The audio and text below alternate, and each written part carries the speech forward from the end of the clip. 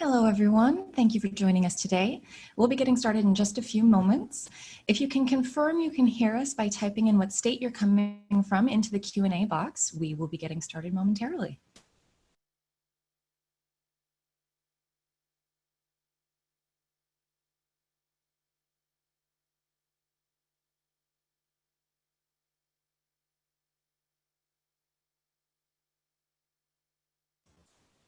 All right, looks like we have a few joining us already. For those of you just joining us, we will be getting started in just a few minutes here.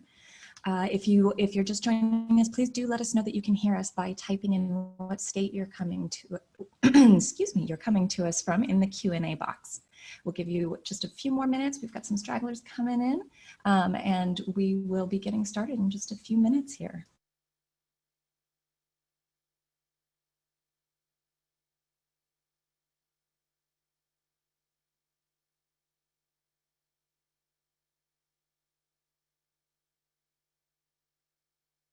We do have just a few more students joining us. For those of you just joining us now, if you can let us know that you can hear us by typing in what state you're coming from into that QA box.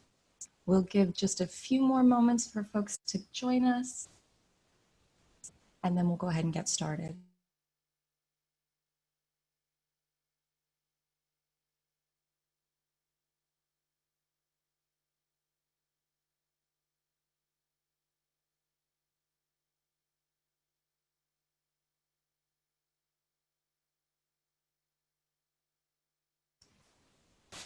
All right, well, it looks like we have students joining us from all over the country. Lots from the South today, South Carolina, Tennessee.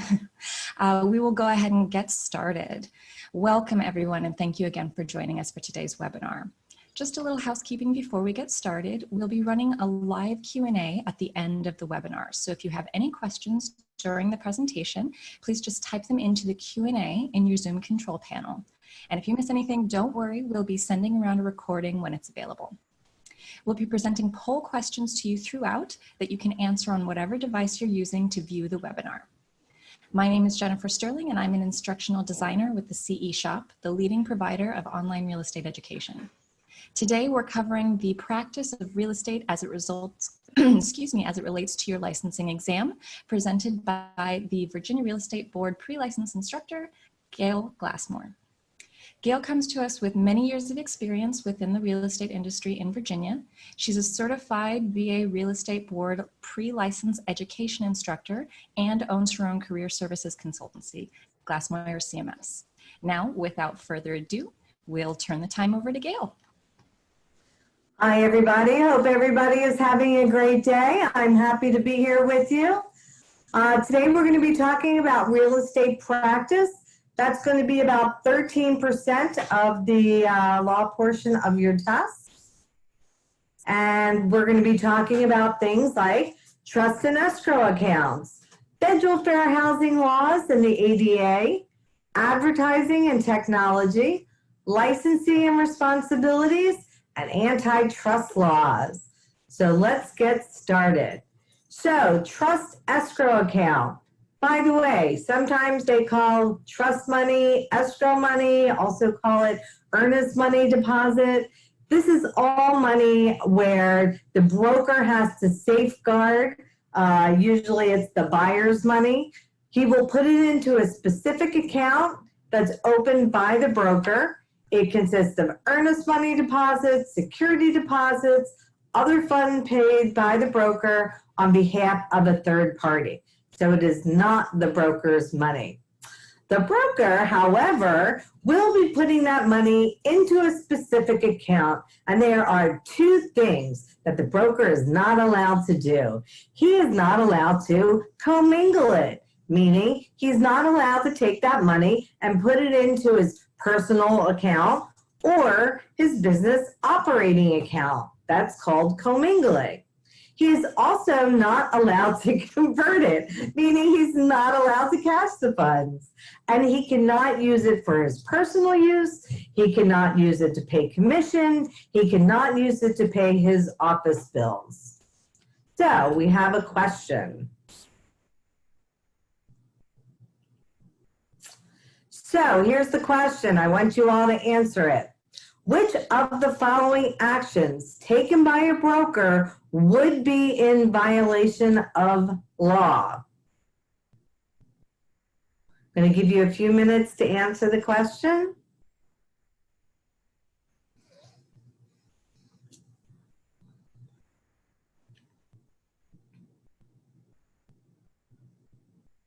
So the question is, which of the following actions taken by a broker would be in violation of the law?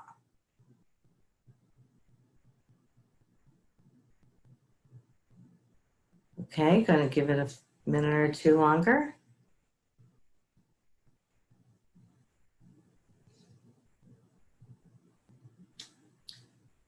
All righty, so most of you have answered D.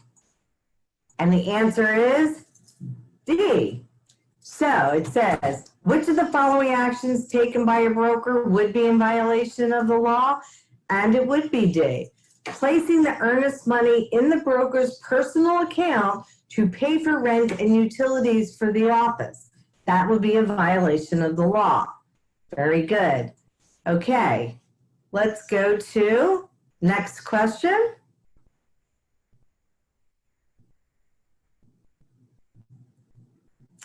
Real estate broker borrows money from an escrow account to pay a commission owed to a licensee and repays it to the escrow account within 3 days. What is this?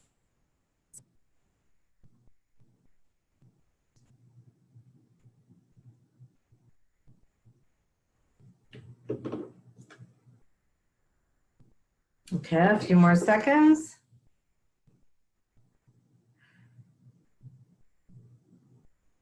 So think about what the question is saying.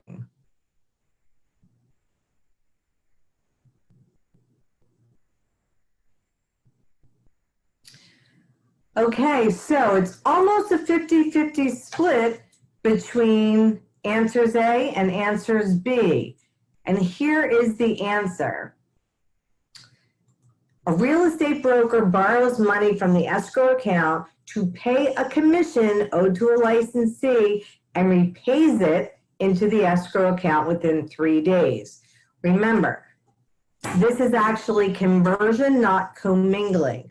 Commingling means he's actually putting it into his own personal account as opposed to the actual escrow account. Conversion is when he actually cashes it and uses it for something other than what it's supposed to be for. So using it to pay a commission is not a good thing. That is illegal. So that would be conversion. Commingling it is like when you mingle, you're with a bunch of other people, and commingle is putting the escrow money into a personal account. Let's put it that way. Okay, so let's take a quick look.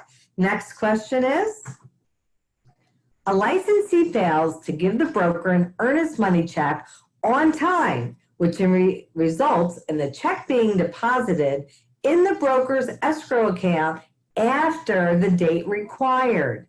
So, who is in violation? I'll give you a few minutes for this.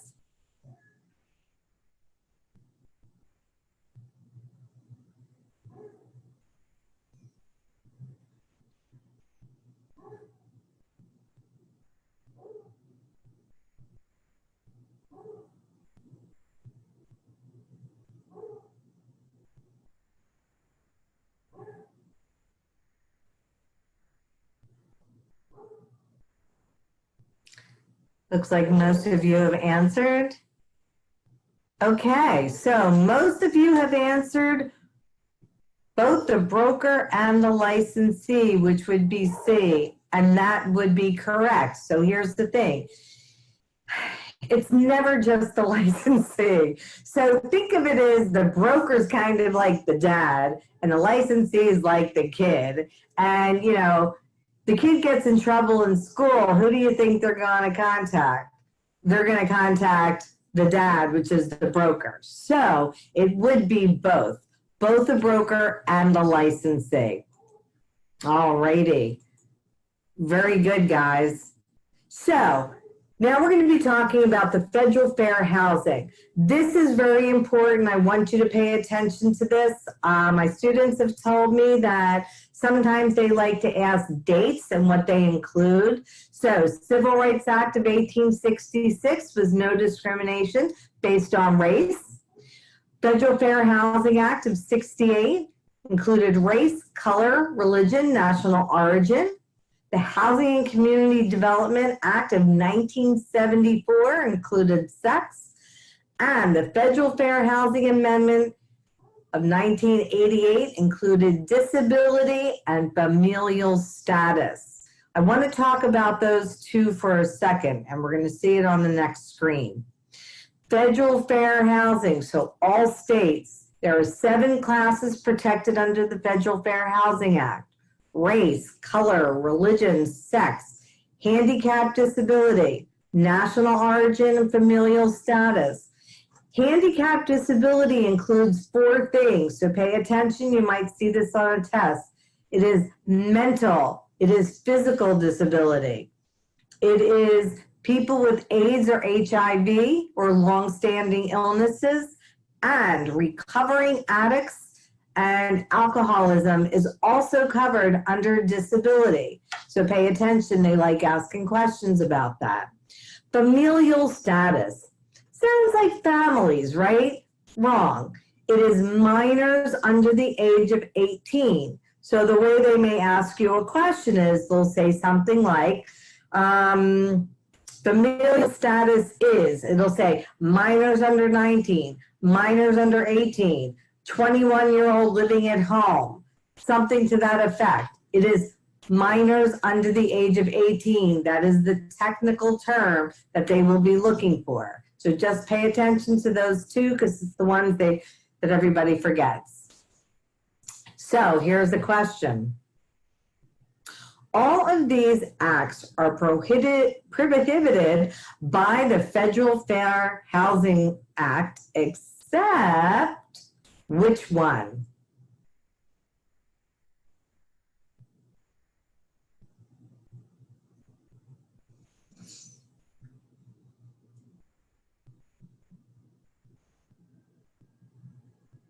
I see you guys may be having a problem with this one.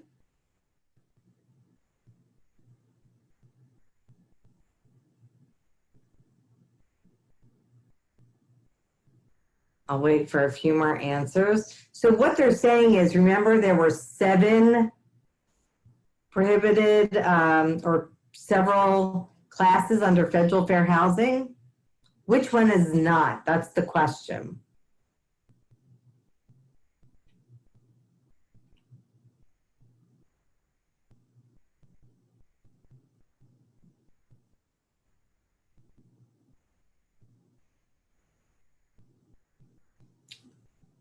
Okay, so several of you answered religious discrimination. Some of you said C, which would be discrimination based on marital status.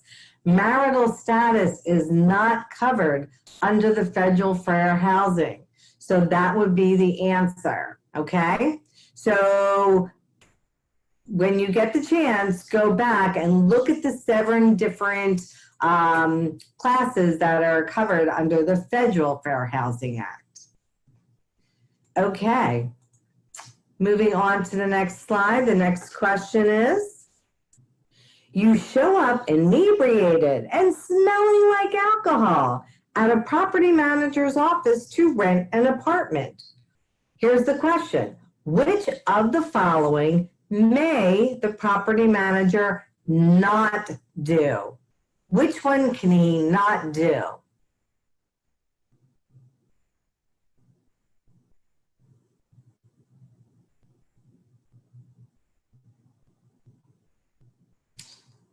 I see you, most of you are getting it right.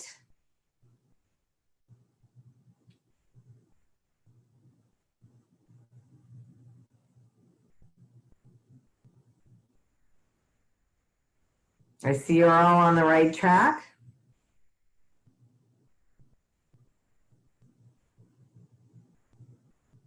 Again, this is one of those where you actually have to pay attention to certain questions in the test, like not, except, or but. Okay, so you're taking a look at the results and you see that most people have chosen B. Here's the reasoning behind this. I see some of you have picked A, which is refuse your application because you were under the influence. No, here's the thing. Take a look at B. It says, which of the following may the property manager not do? Remember, alcoholism falls under the protected classes.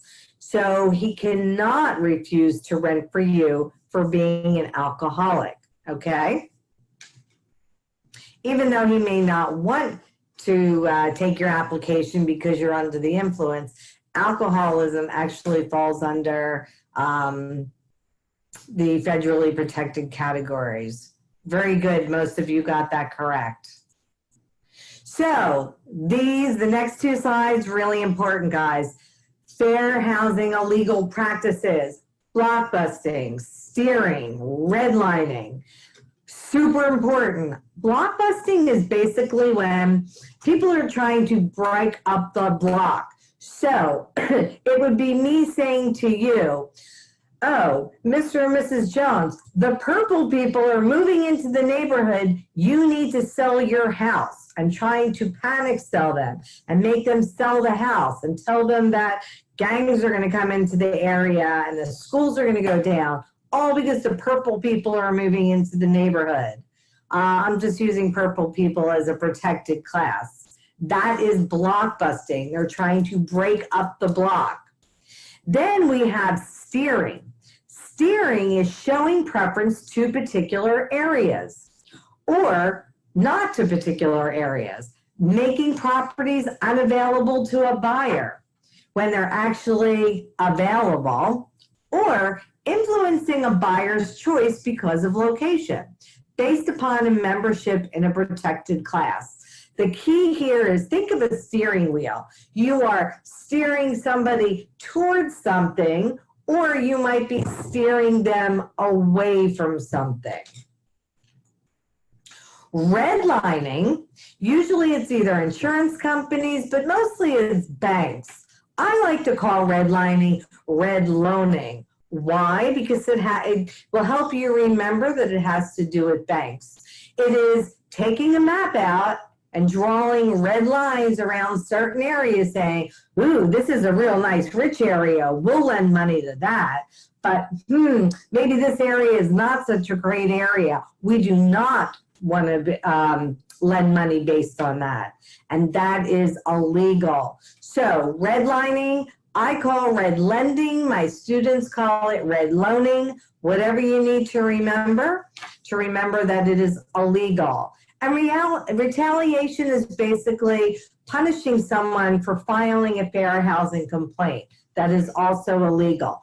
Expect to see all of these on your tests and know the difference, because they'll give you a scenario and then they will put redlining, blockbusting, steering, and they'll all put them together and then it gets confusing. So know the difference between all of these.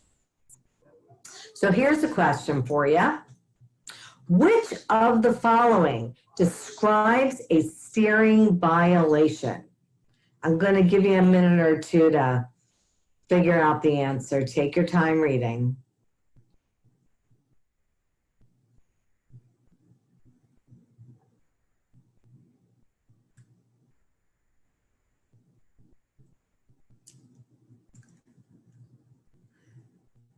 Looking good, guys.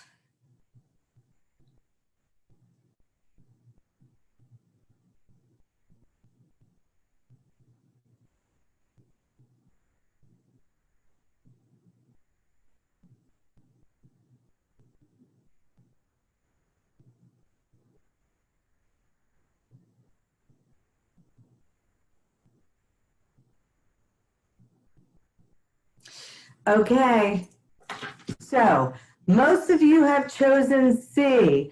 That is correct. So This is steering. Because my clients are Jewish, I'm going to show them only properties near synagogues. That is actually steering. Let's take a look. Some of you said A. Says when an African-American family moves into a neighborhood, a licensee contacts the residents of the neighborhood to tell them that it's likely to make values decrease, and this would be a good time to sell. That is not steering. That is block busting. The agent is trying to break up the block by saying the purple people are moving into the neighborhood, values are going to decrease. Very good. Alrighty, and the next question is, Lisa recently arrived from Guatemala and speaks very little English, but which of the following is the best way for a buyer's agent to help Lisa?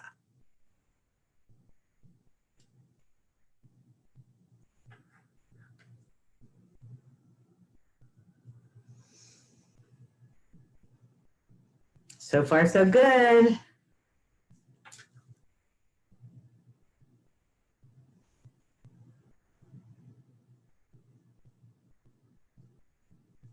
I'll give you a few more seconds.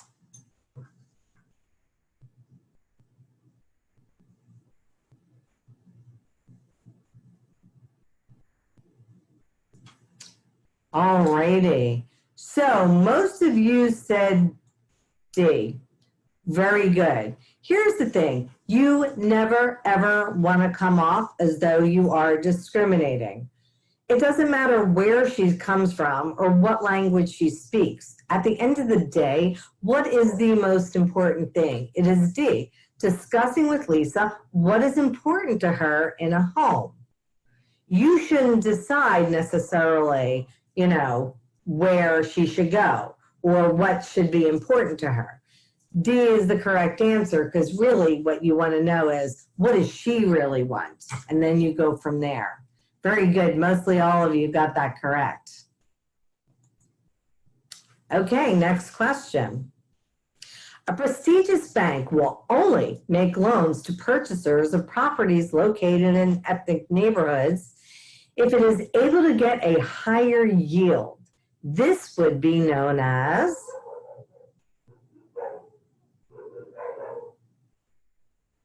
look at you guys. That's very good. Okay, we're almost there.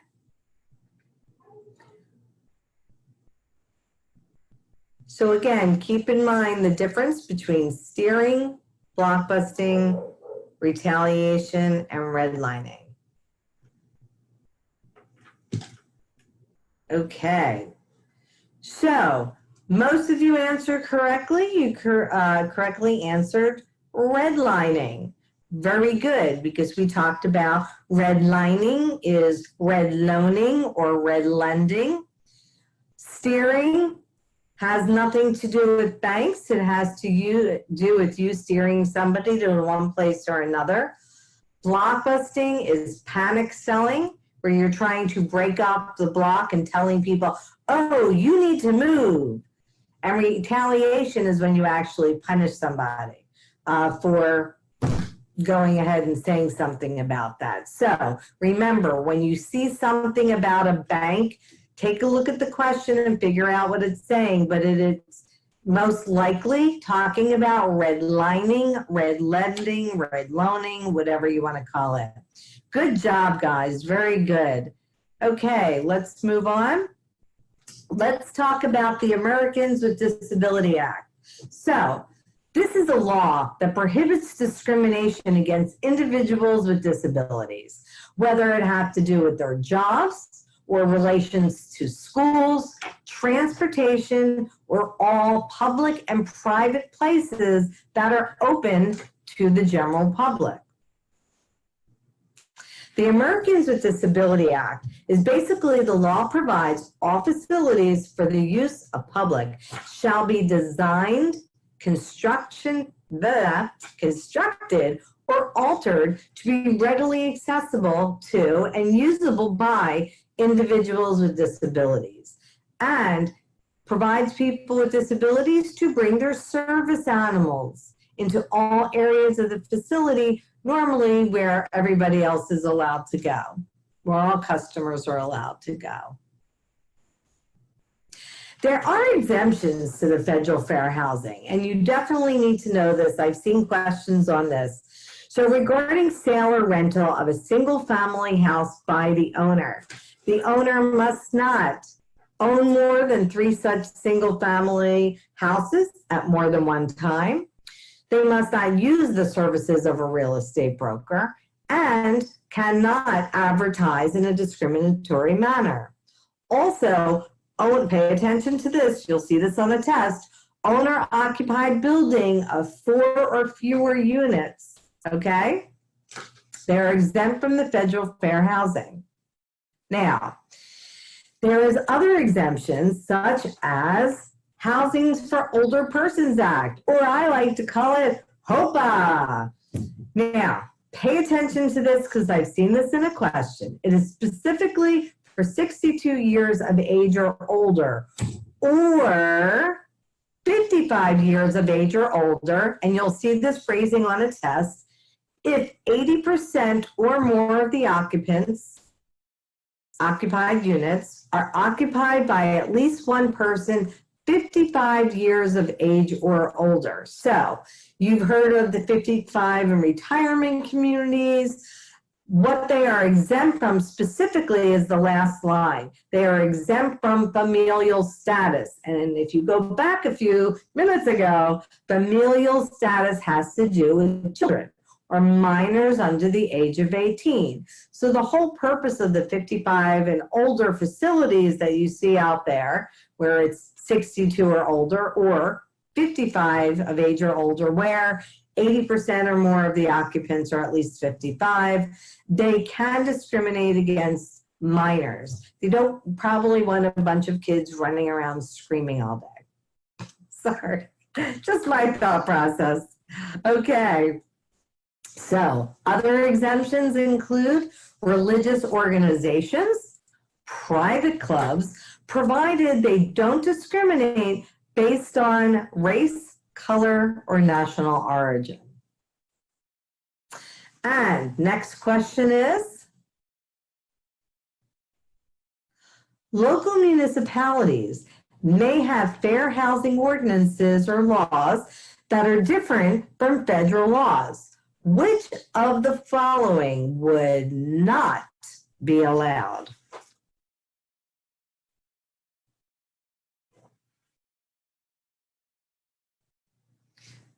Take your time, read the question.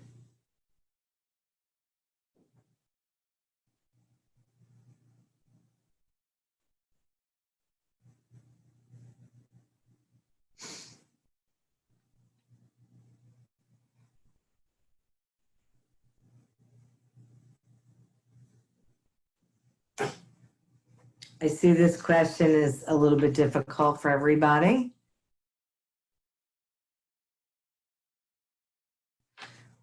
So we saw it on the screen. There was something that was an exemption.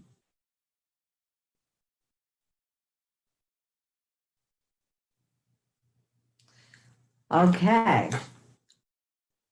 So you are seeing everybody answered some. Here's the answer. The answer is they cannot permit an exemption for 5 rental units or fewer. Remember we saw that last screen and I said it was 4 units or less, okay? It's not 5 units or less. So just pay attention to that when you see a question about that. Very good. Okay, here's the next question. The Americans with Disability Act requires accessibility standards for all the design of all of these properties except. So think about what it's saying. It requires accessibility standards for the design of all of these properties except.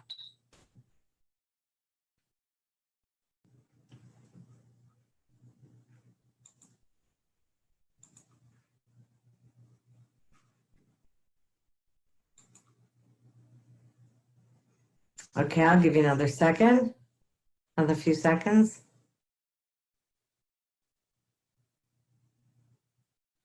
So there's two answers on the board, and most of you have said real estate offices, okay? So here is the answer.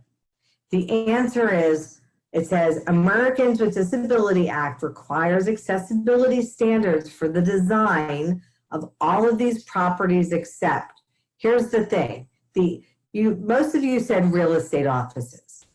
The reason it is residential apartment units is because those are private versus real estate offices are open to the public.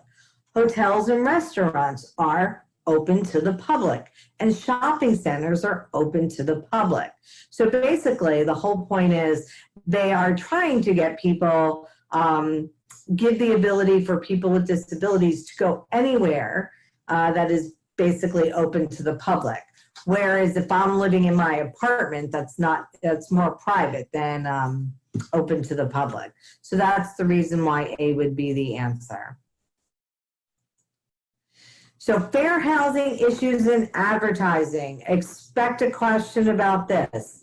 Here's the thing, you must be inclusive, not exclusive. You are not allowed to discriminate in advertising, whether it be in words, pictures, or any sort of advertising medium. Also, your ads must be truthful and not misleading. You can puff, or what's called puffing, and puffing means exaggeration. It is legal, but it's frowned upon, but it's kind of like me saying, oh, I have the nicest backyard on the block. That is opinion-based. You look around and you see, my backyard looks like everybody else's. I am just puffing.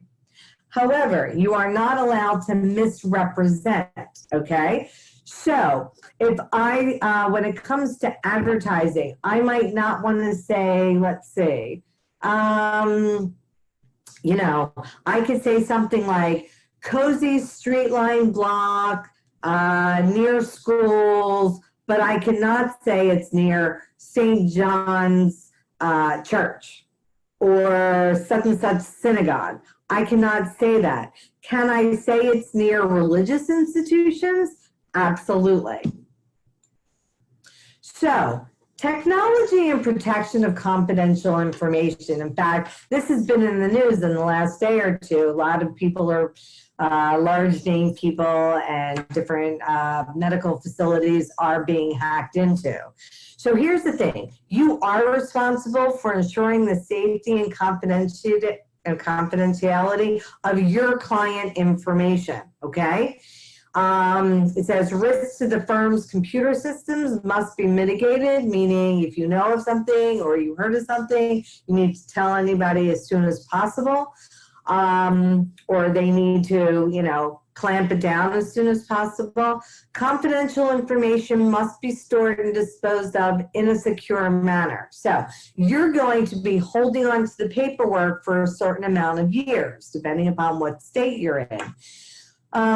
You've heard sometimes about medical centers that just dump all their medical files in trash bags and throw it out in the trash. Well, guess what? Anybody can go through that and find people's information. Make sure you have a shredder or something else, but it's your job to keep your client's information safe. Okay. Now we're talking about the Do Not Call Registry. It's the Federal Telephone Consumer Protection Act. When it comes to the Do Not Call Registry, what happens is a bunch of spam, you know, I don't know, from different places, they're calling you, trying to get you to buy stuff.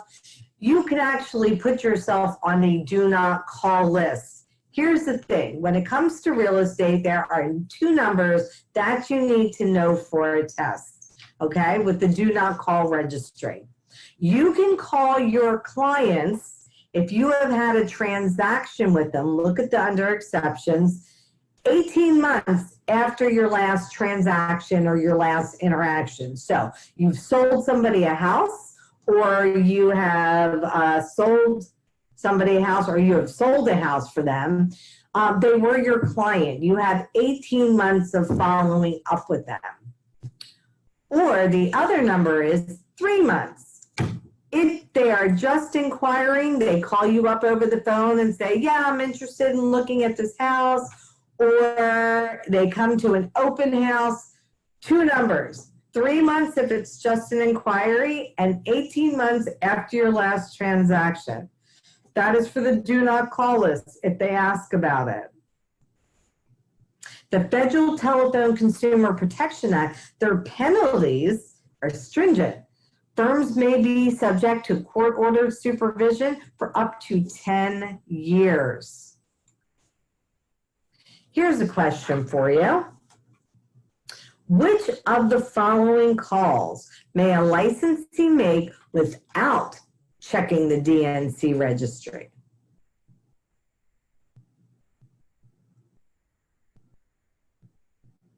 Take your time, read the question.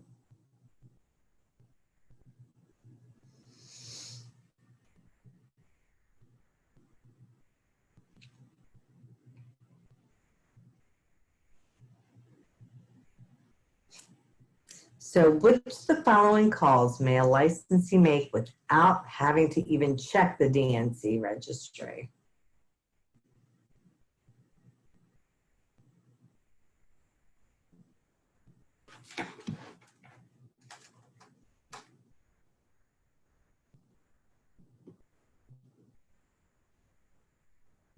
Okay, just a few more seconds. Good.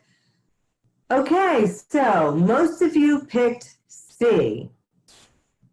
And C would be correct, and here's why. It says, which of the following calls may a licensee make without checking the DNC registry? Here's the thing with C. The number listed in an ad, so it is out in the open for anybody to call, for property being sold by the owner. They're actually advertising and putting their phone number out there. So if you're calling on behalf of your buyer or client, not a problem. You don't even have to check with the DNC registry. Why? Because it's in an ad and it's out there for the public to view. Very good. Good job, guys. Okay, so here's a question.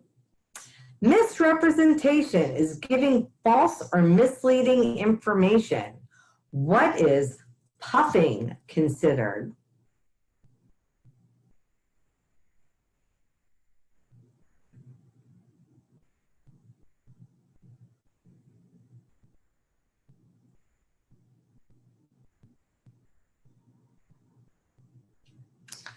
So think about what is puffing.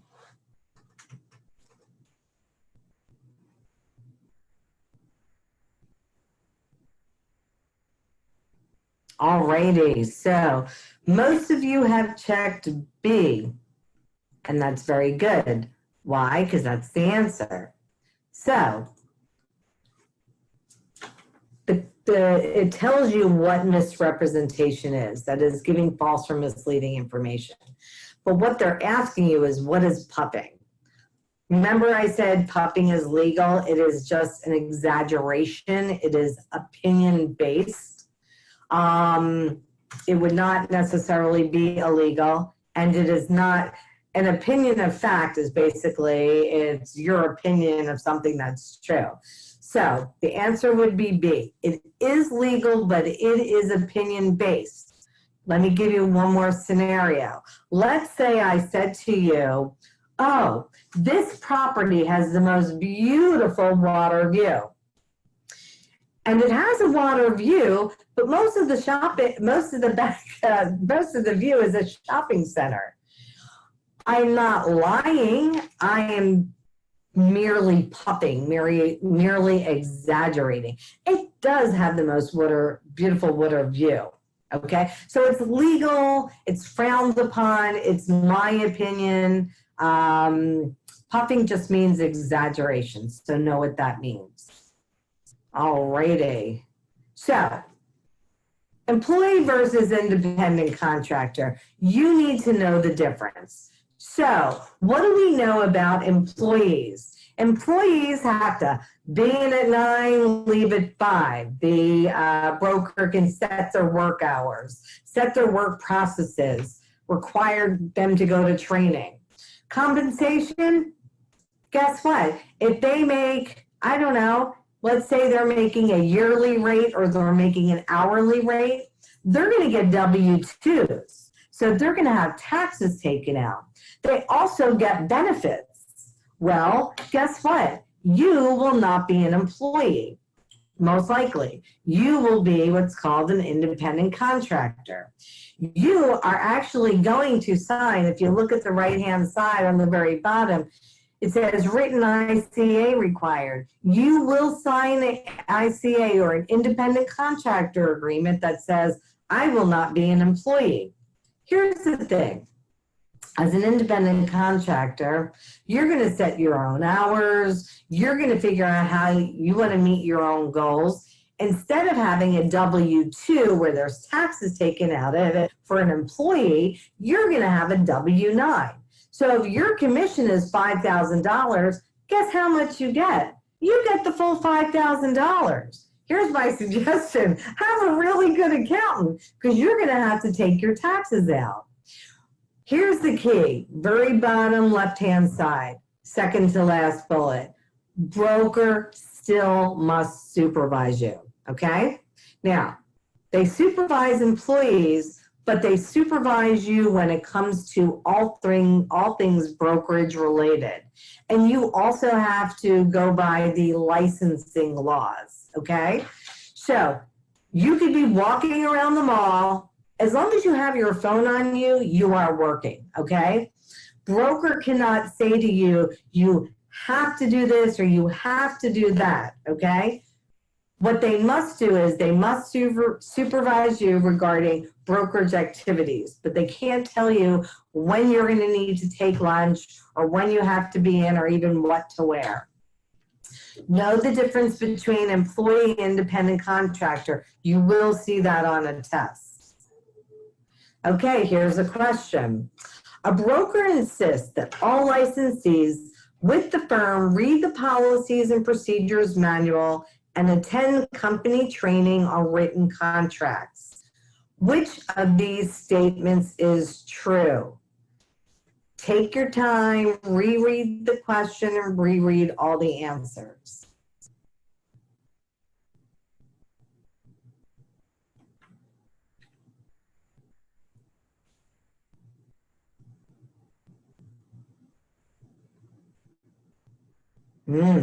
I see everybody's having a little bit of a hard time answering the question. Take a look what it says. And the actual question is, which one of these statements is true?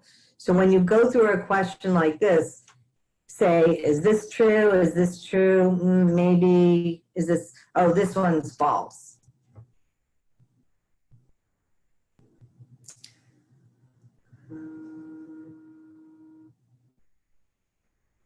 Okay, well, I see we're having a little bit of a hard time answering this.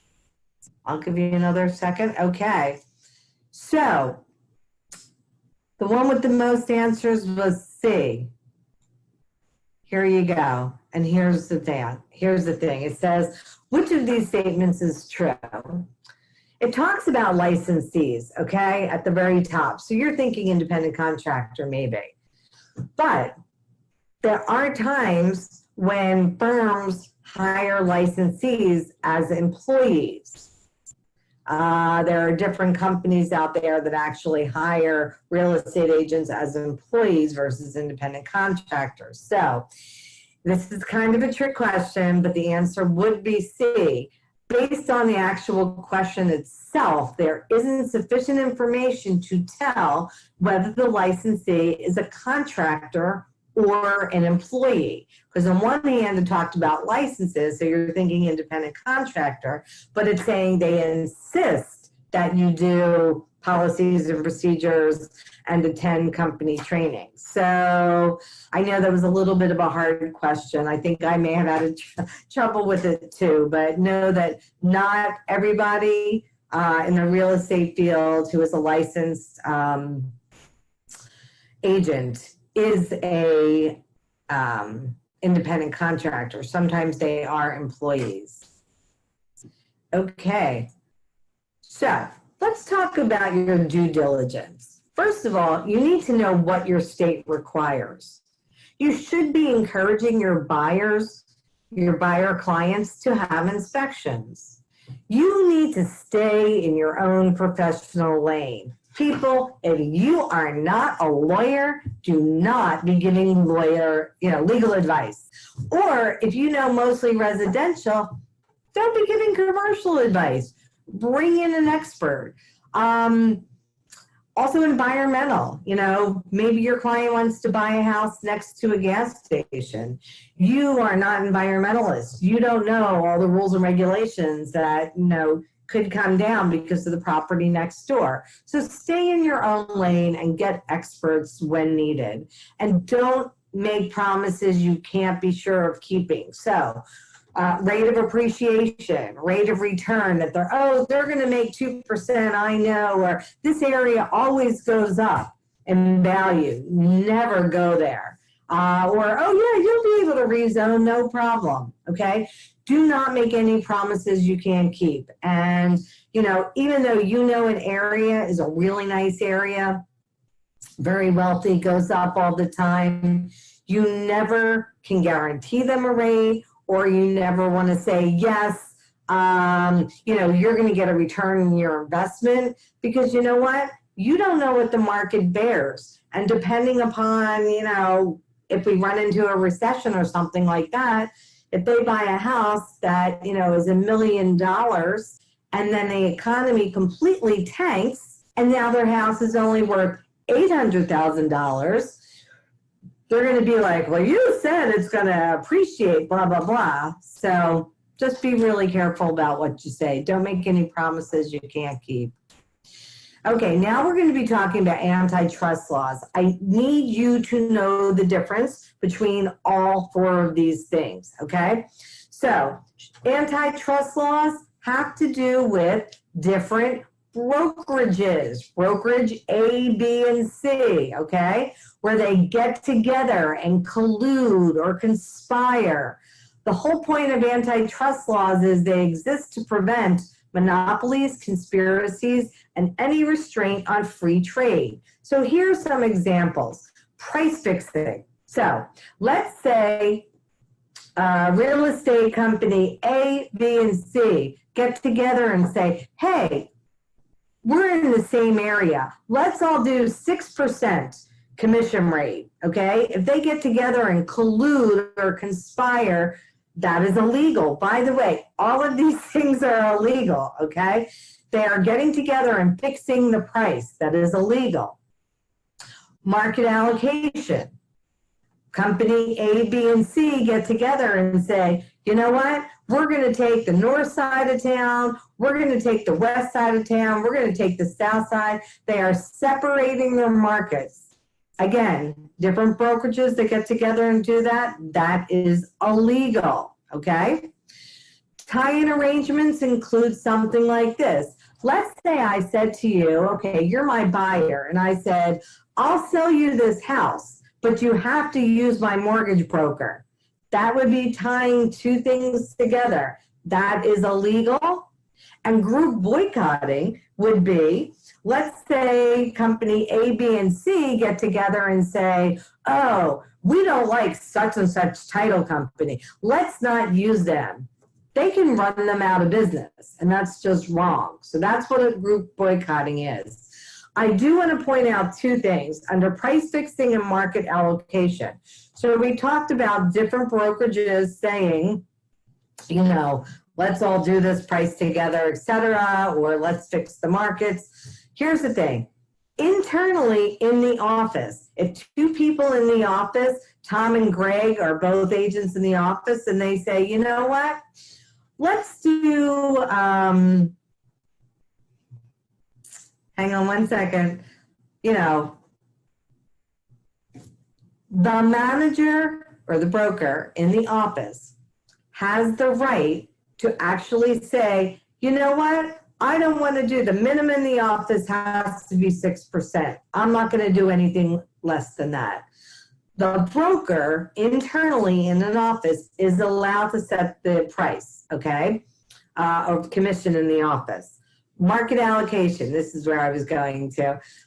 You have two guys in the same office and one says, you know what, I'll take the high rises and you take the residential, and we're going to split up the markets like that. That is legal. Why? It's in the same office. So for the test, know the difference between the four, because what they're going to do is they'll give you a scenario and they're going to say, which one of these is this? Penalties for violating antitrust laws, steep, up to $1 million and 10 years in prison for individuals, up to $100 million for corporations. And penalties may be increased to a fine of twice the violator's gain or the victim's loss. And brokerage firms may be subject to court-ordered supervision for up to 10 years. So they are not fooling around. So here's the question. Marie and Trent are real estate agents in the same office. Maria says to Trent, I'm going to farm the southeast area of the county. Would you be okay just farming the northwest area? And they agree to do just that. Is this illegal? Okay, I'll give you a minute or two.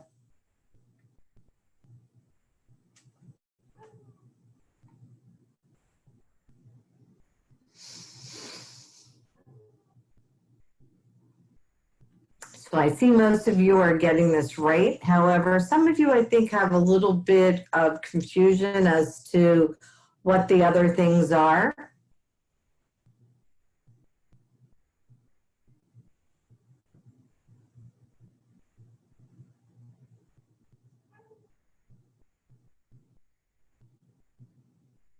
Okay, so most of you have chosen D. D is the correct answer, and let's talk about this. D is the correct answer because Marie and Trent are agents in the same office. Remember, I just said it is not illegal, or I should say it is legal, if two people in the same office want to separate their farms. That is fine. If it was two different real estate companies, that would be completely illegal, okay? Some of you said this is market allocation. The parties can't separate areas where they work. Well, here's the thing. If, again, they are in different brokerages, you would be correct. It would be illegal. But because they are in the same office, it is D. The arrangement is legal because they are in the same office. So they try to trick you like that. Also, know what a tie-in arrangement is. It's tying two things together, okay?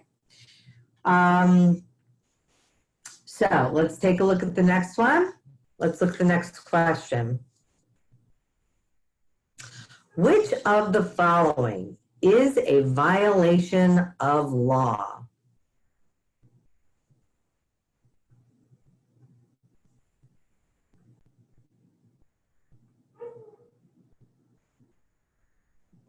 So it says, which of the following is a violation of the law?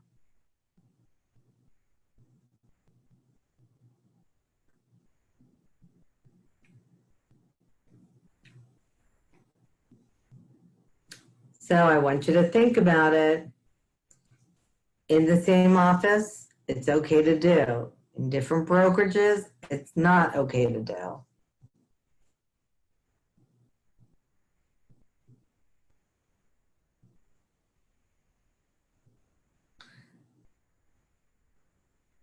Okay, so most of you have picked C. Very good. So B and C were kind of the opposite answers. So again, which is a violation of the law? B says two real estate licensees in the same office. offer to charge different commission rates to the same prospective client, no, that's not a violation of the law. Even if it was just two real estate agents in the same office separating their business, that would not be a violation.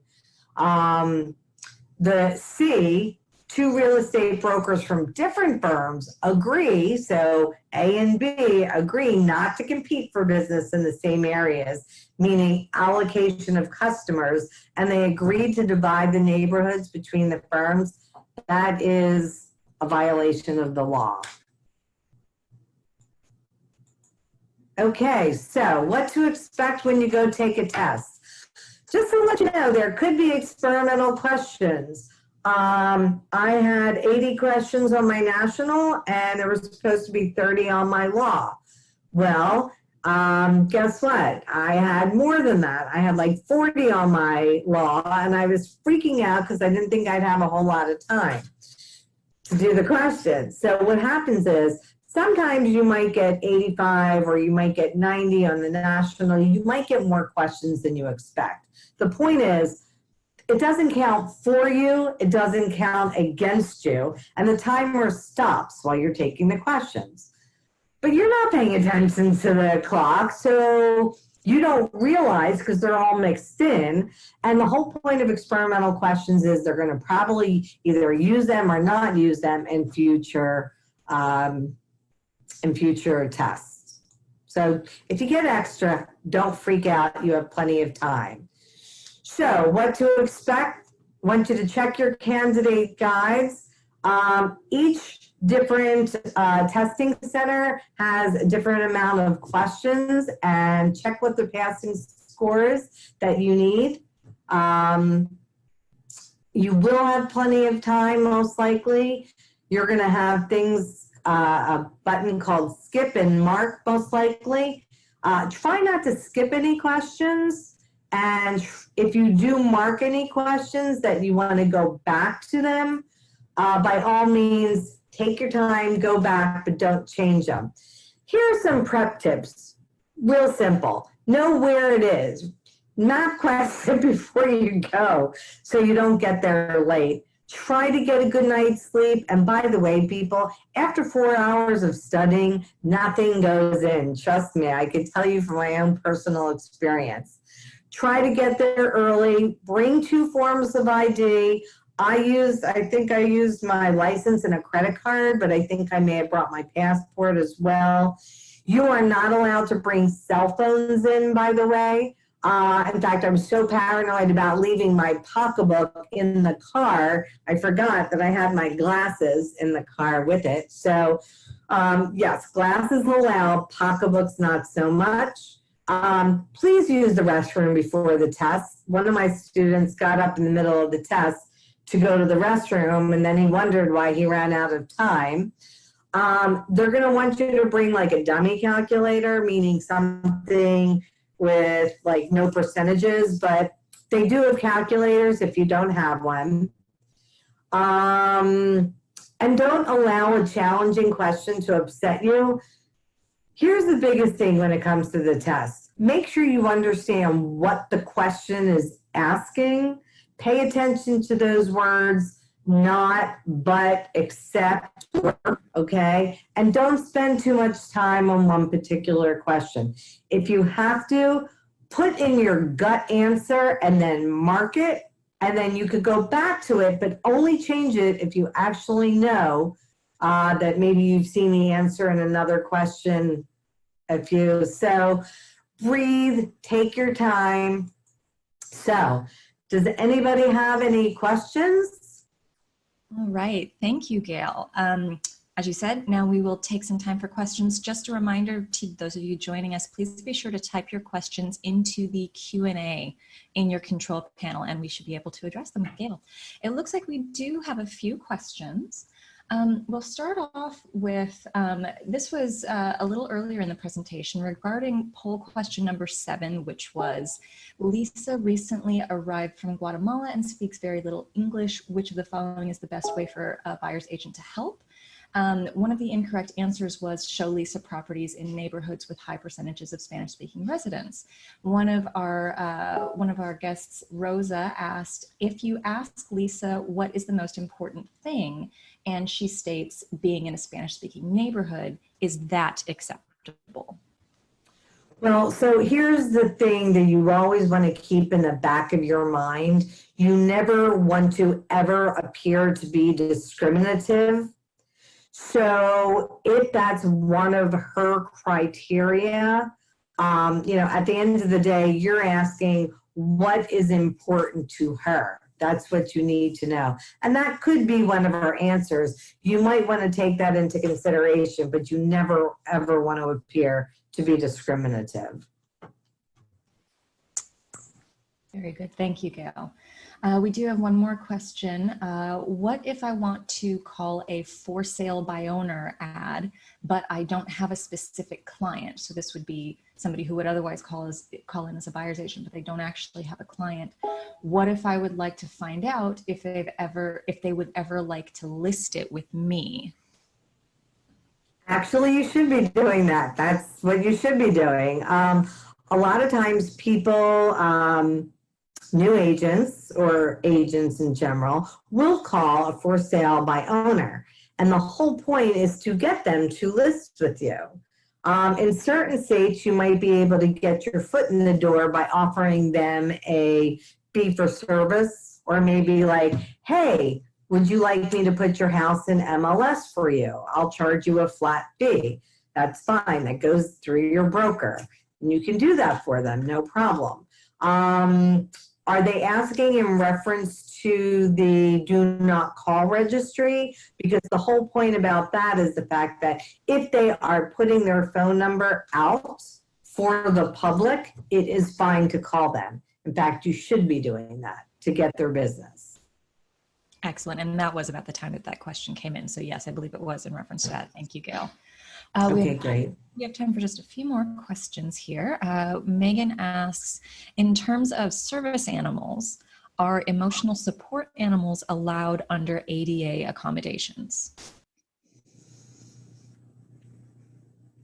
Oh, I need a little bit more information about that question because, I guess their whole thought process was, how service dogs are allowed in and stuff. The emotional support animals, when you start talking about bringing them on planes and they are emotional support peacocks and snakes and things like that. To be honest with you, I am really not sure how deep it goes. So that might be a question. It's Jill. Yes. Can I jump in on that one? Please. My favorite topic. Thank you. So emotional support animals are not mentioned in ADA, which is kind of interesting because housing is considered different. If you are going to live somewhere, the law says you need to be comfortable living there. On the other hand, in order to use public places, if you need a service animal that actually does something for you, like help you to walk or guide you, that is what is covered under ADA. So the big question that then comes up is, all right, what about resort vacation rentals, where individual people have units that they rent out, but you go through the common area? Can you take your support animal with you through the common area? And you know what? That one's way above my pay grade. I know what I'd do if I were in charge of that, but they aren't going to get that deep on the exam. So the short answer to your question about ADA is no, it doesn't cover emotional support animals. Shutting up now, Gail. Thank you, Jill. Appreciate that. Thanks very much, Jill. We are running a little short on time. We do have just a few more questions here. What were the 4 classes protected under disabilities? Okay, so for disabilities, it would be people with mental disabilities, people with physical disabilities, people with AIDS, or other long-standing illnesses. And usually when they ask the test question, it would be people with AIDS. It wouldn't be, they wouldn't talk about cancer or other long-standing illnesses, although it does say that in the book. And the last one is recovering addicts or people with alcohol, people who are alcoholics or who fall under alcoholism. That is also covered under disability. Fantastic. Thank you so much, Gail. We are running just a little short on time. We've sort of reached the end of our time here. So I will say it looks like we've covered as many questions as we can. Gail, is there anything else that you'd like to offer before we wrap up? I am good. I wish you all good luck on your tests, and thank you so much for being here. I appreciate it. Wonderful. Well, thank you, everyone. We appreciate you being here. I'd like to thank Gail again for joining us today. Your knowledge, expertise, and willingness to share it with our student community is greatly appreciated. Look for an email from us with a link to this webinar recording, and keep an eye out for invites to additional webinars in the near future. Thank you again for joining us today, and we will see you next time.